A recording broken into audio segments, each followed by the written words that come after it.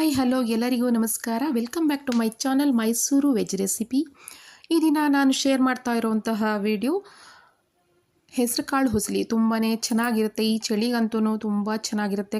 ಖಾರವಾಗಿ ಮಾಡಿಕೊಂಡು ಸಾಂಬಾರ್ ಜೊತೆಗೆ, ಬೇಳೆ ಸಾಂಬಾರ್ ಜೊತೆಗೇನು ತುಂಬಾ ಚೆನ್ನಾಗಿರುತ್ತೆ. ಮತ್ತು ಕಾಫಿ ಮತ್ತು ಟೀ ಜೊತೆಗೂ ಕೂಡ ಇದನ್ನು ತಿನ್ಬೋದು, ತುಂಬಾ ಚೆನ್ನಾಗಾಗುತ್ತೆ. ಇಲ್ಲಿ ನಾನು 1 ಪಾವಷ್ಟು ಹೆಸರು ಕಾಳನ್ನು ತೊಗೊಂಡಿದ್ದೀನಿ. ಹೆಸರು ಕಾಳನ್ನು ಸ್ವಲ್ಪ ಬಿಸಿ ಮಾಡ್ಕೋಬೇಕು, ಅಂದರೆ ಹುರ್ಕೋಬೇಕು. ನಂತರ ಅದನ್ನು ಕುಕ್ಕರಲ್ಲಿ ಸುಮಾರು 2 ವಿಷಲ್ ಕೂಗಿಸ್ಕೋಬೇಕಾಗುತ್ತೆ. ಇಲ್ಲಿ ಕೆಲವರಿಗೆ ಮುದ್ದೆ ಆಗಿದ್ದರೆ ತುಂಬಾ ಇಷ್ಟಪಡ್ತಾರೆ, ಕೆಲವರು ಕಾಳಾಗಿರಬೇಕು ಆ ರೀತಿ ಇಷ್ಟಪಡ್ತಾರೆ. ಇಲ್ಲಿ ನೀರು ಕೂಡ ಅಂದರೆ ಕೆಲವು ನೀರಲ್ಲಿ ಸಿಹಿ ನೀರಾದರೆ 1 ವಿಷಲ್ಗೆ ಅದು ಚೆನ್ನಾಗಿ ಬೆಂದಿರುತ್ತೆ. ಉಪ್ಪು ನೀರಾದರೆ 2-3 ವಿಷಲ್ ಬೇಕಾಗುತ್ತೆ. ನೋಡಿಕೊಂಡು ನಿಮ್ಮ ನೀರು ಯಾವ ರೀತಿ ಇದೆ ನೋಡಿಕೊಂಡು ಅದ್ರ ಪ್ರಕಾರ ನೀವು ಕೂಗಿಸ್ಕೊಳ್ಳಿ. ನಿಮಗೆ ಗೊತ್ತಿರುತ್ತೆ ಎಷ್ಟು ವಿಷಲ್ ಕೂಗಿದ್ರೆ ಅದು ಬೇಯುತ್ತೆ ಅಂತ ನಿಮಗೆ ಚೆನ್ನಾಗಿ ಗೊತ್ತಿರುತ್ತೆ. ಇಲ್ಲಿ ನಾನು 2 ವಿಷಲ್ ಕೂಗಿಸ್ಕೊಂಡಿದ್ದೀನಿ, ಚೆನ್ನಾಗಿ ಬೆಂದಿದೆ. ಈಗ ಇದನ್ನು ಕ್ಲೀನಾಗಿ ಬಸ್ಕೋಬೇಕಾಗುತ್ತೆ. ಬಸ್ದು ನೀರನ್ನೆಲ್ಲ ತೆಗೆದು ಕೈಯಲ್ಲೂ ಕೂಡ ಸ್ವಲ್ಪ ಅದನ್ನು ಹಿಂಡಿ ಸಪ್ರೇಟಾಗಿ ಒಂದು ತಟ್ಟೆಗೆ ಹಾಕಿಟ್ಕೋಬೇಕು. ನಂತರ ಇಲ್ಲಿ ನಾನು ಒಗ್ಗರಣೆ ಮಾಡೋದಕ್ಕೆ ಅಂತ ಸುಮಾರು 4ರಿಂದ 5 ಟೇಬಲ್ ಸ್ಪೂನಷ್ಟು ಎಣ್ಣೆಯನ್ನು ಹಾಕ್ಕೊಂಡಿದ್ದೀನಿ. ಎಣ್ಣೆ ಕಾದ ನಂತರ ಸಾಸಿವೆ ಚೆನ್ನಾಗಿ ಚಟಪಟ ಸಿಡಿದ ನಂತರ ಕಡಲೆಬೇಳೆ ಹಾಕ್ಕೋಬೇಕು.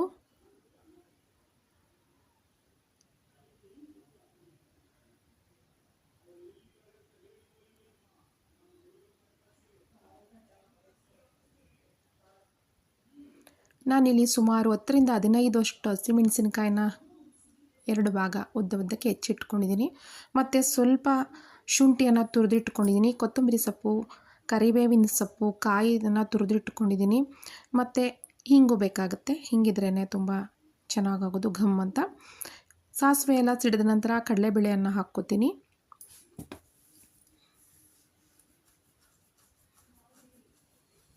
ಕಡಲೆಬೇಳೆ ಚೆನ್ನಾಗಿ ಕೆಂಪಾಗಿ ಬೇಯಬೇಕು. ಆ ನಂತರವೇ ನಾವು ಹಸಿಯ ಪದಾರ್ಥ ಅಂದರೆ ಕೊತ್ತಂಬರಿ ಸೊಪ್ಪು, ಕರಿಬೇವಿನ ಸೊಪ್ಪು, ಹಸಿಮೆಣಸಿನಕಾಯಿ ಆಗಿರ್ಬೋದು, ಇವೆಲ್ಲವನ್ನು ನಂತರ ಸೇರಿಸಬೇಕು. ಮೊದಲೇ ಹಾಕ್ಬಿಟ್ರೆ ಕಡಲೆಬೇಳೆ ಒಂದು ರೀತಿ ನೆನೆಸಿದ ಕಡಲೆಬೇಳೆ ರೀತಿ ಆಗಿಬಿಡುತ್ತೆ. ಅದರಿಂದ ಈ ರೀತಿ ಚೆನ್ನಾಗಿ ಕೆಂಪಾಗಿ ಬೆಂದ ನಂತರ ಅದನ್ನೆಲ್ಲವನ್ನು ಸೇರಿಸ್ಕೋಬೇಕಾಗುತ್ತೆ. ಈಗ ಕರಿಬೇವಿನ ಸೊಪ್ಪನ್ನು ಹಾಕ್ತಾಯಿದ್ದೀನಿ, ಮತ್ತು ಕೊತ್ತಂಬರಿ ಸೊಪ್ಪು, ಮತ್ತು ತುರಿದಿಟ್ಕೊಂಡಿರೋ ಅಂತಹ ಶುಂಠಿ, ಇಂಗು,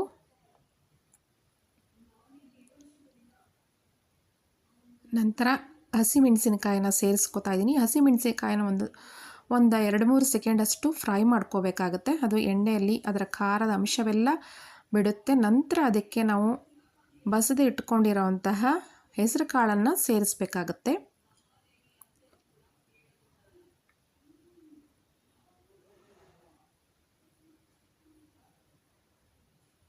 ಈಗ ಬೇಯ್ತಾ ಇದೆ ಚೆನ್ನಾಗಿ.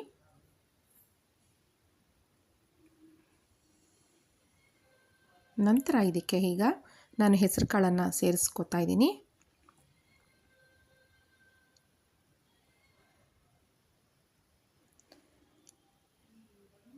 ಎಲ್ಲ ಹೆಸರು ಕಾಳನ್ನು ಹಾಕಿದ ನಂತರ ಅದಕ್ಕೆ ತೆಂಗಿನ ತುರಿ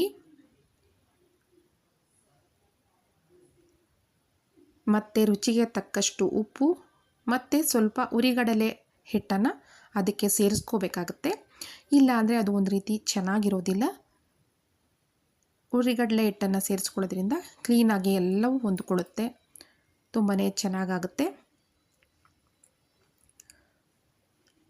ಸುಮಾರು ಒಂದು 3ರಿಂದ 4 ಸ್ಪೂನಷ್ಟು ಉರಿಗಡಲೆ ಹಿಟ್ಟನ್ನು ಇದಕ್ಕೆ ಸೇರಿಸ್ಕೋಬೇಕಾಗತ್ತೆ.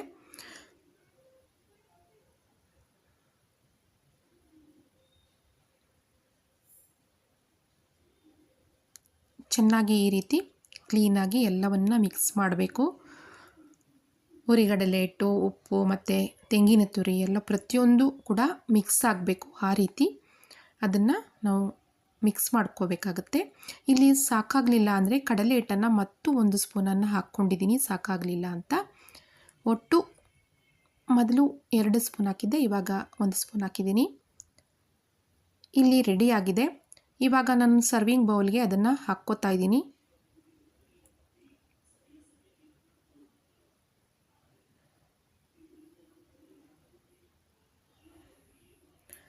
ಈಗ ರೆಡಿ ಇದೆ ತಿನ್ನೋದಕ್ಕೆ.